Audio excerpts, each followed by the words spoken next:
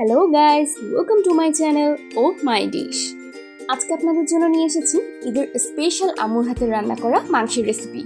তাহলে চলুন রেসিপিটি দেখে নিই। প্রথমে একটি হাঁড়িতে মাংসগুলো দিয়ে দিলাম। এবার পেঁয়াজ কুচিগুলো দিয়ে দেব। তারপর চেরা কাঁচামরিচগুলো দিয়ে দিয়েছি। পরিমাণ মতো লবণ দিয়ে দিলাম। এরপর হলুদ গুঁড়োগুলো দিয়ে দেব। ধনিয়া গুঁড়ো দিয়ে দিলাম। এরপর কাশ্মীরি রেড চিলি পাউডারটা দিয়ে দিয়েছি। এবার একে একে আদা বাটা, রসুন বাটা আর বাদাম বাটা দিয়ে দিলাম। এবার একটু প্রথমে সরিষার তেল দিয়ে দিলাম।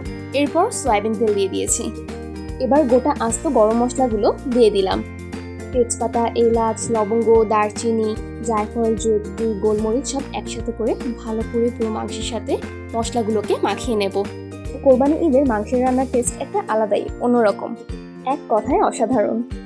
মাংসের সাথে যাতে প্রত্যেকটা মশলা মিশে যায় সেভাবে করেই মাখিয়ে নিচ্ছি। মশলাগুলো পারফেক্টভাবে রেডি করা হয়ে গেলেই এই রান্নায় আর কোনো ঝামেলাই নেই। মাংসগুলো ম্যারিনেট করা হয়ে গেছে। এবার ঢাকনা দিয়ে চুলোয় বসিয়ে দেব। মিডিয়াম হিটে মাংস রান্না হতে দিয়ে দিয়েছি। কিছুক্ষণ পর ঢাকনা খুলে মাংসটা ভালো করে নেড়ে দেব।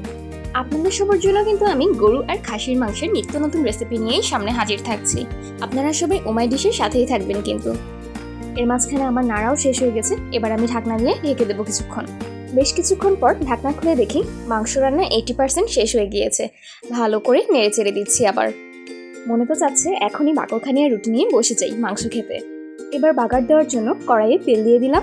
এবার পেঁয়াজ কুচিগুলো দিয়ে দেব।